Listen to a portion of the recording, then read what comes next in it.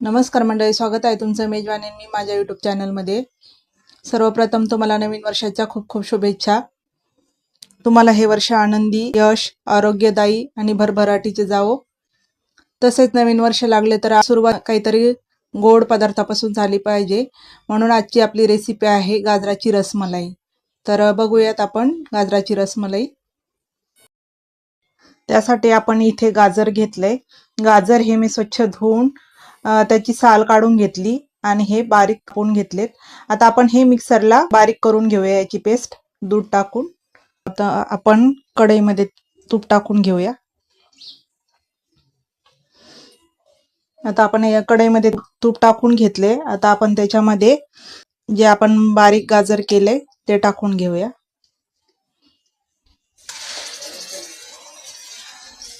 दूध टाकून मी हे मिक्सरला बारीक वाटून घेतले। छान पेस्ट झाली आपली याची गाजराची। आता आपण हे छान परतून घेऊया। तुपावरती हे छान प्रकारे आपल्याला परतून घ्यायचे आहे अगोदर।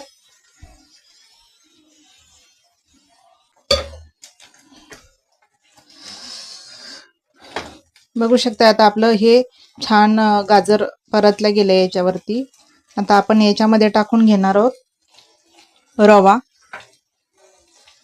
अर्धी वाटी इथे मी रवा घेतलाय। हा रवा पण छान याच्यामध्ये मिक्स करायचा आहे। छान मिक्स झाला की त्याच्यामध्ये आपण टाकणार आहोत पिठी साखर।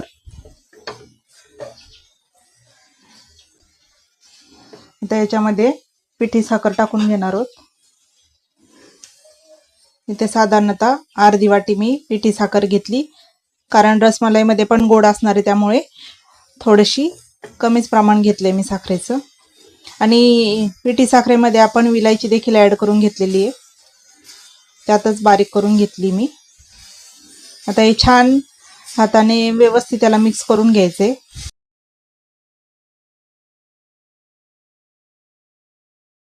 आता 10 मिनिटं आपण हे मिश्रण शिजवून घेऊया। आता आपलं मिश्रण छान शिजवून झालंय, एकदम घट्टसर असं झालंय। गॅस बंद करून घेतलाय मी। आता आपण याला थंड करून घेऊया। आता आपण इथे कढई तापत ठेवली, याच्यामध्ये आपण दूध टाकून घेणार आहोत। आपल्याला रसमलाई बनवायची तर जास्तीचं दूध लागेल। इथे 1 लिटर दूध घेतलंय मी। आता हे दूध चांगलं गरम करून घेऊया आपण। बघू शकता आता आपलं दूध छान उकळलंय मस्त। आता आपण याच्यामध्ये साखर टाकून घेऊया। त्या अगोदर आपण थोडंसं दूध काढून घेऊया। याच्यामध्ये मी मिल्क पावडर आणि थोडंसं कस्टर्ड पावडर घेतले। हे आपण छान हाताने मिक्स करून घेऊया। आपल्याला हे मिल्क पावडर आणि कस्टर्ड पावडर आपल्याला याच्यामध्ये टाकायचं आहे रसमलाईमध्ये। कस्टर्ड पावडरमुळे आणि मिल्क पावडरमुळे याला छान टेस्ट येते। याच्यामध्ये गुठळे होऊ नये म्हणून मी दुधामध्ये याला भिजवून घेतलंय। साखर छान अशी याच्यामध्ये मिक्स झाली की मग आपण मिल्क पावडर आणि कस्टर्ड पावडरचं मिश्रण त्याच्यात टाकून घेणार आहोत। बघू शकता आपली साखर आता याच्यामध्ये दुधामध्ये पूर्णपणे विरघळली आहे। आता आपण याच्यामध्ये हे मिश्रण ऍड करून घेणार आहोत। हे एकदा चांगल्या हाताने याला ढवळून घ्यायचे, मिक्स करून घ्यायचे। थोडं थोडं करून आपण याच्यामध्ये ओतून घेणार आहोत।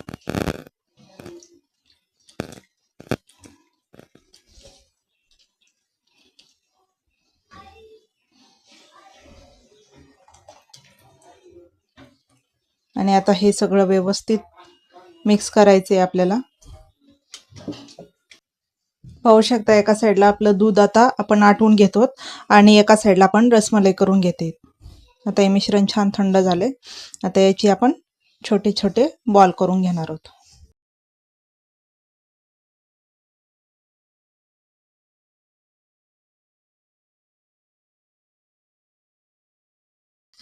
रसमलाई छान अशी आटून झाली आहे, घट्ट देखील झाली आहे. आपण ही साईडची पण सगळं कडेकडेचं जे आहे ते काढून घेऊया.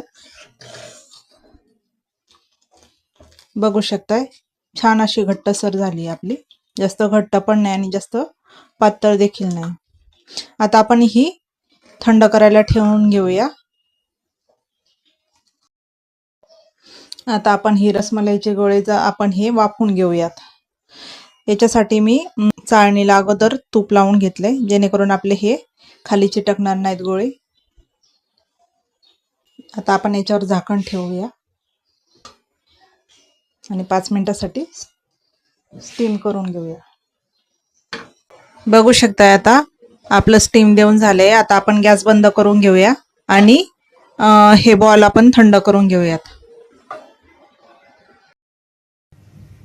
अशा प्रकारे आपली गाजराची रसमलाई तयार झाली.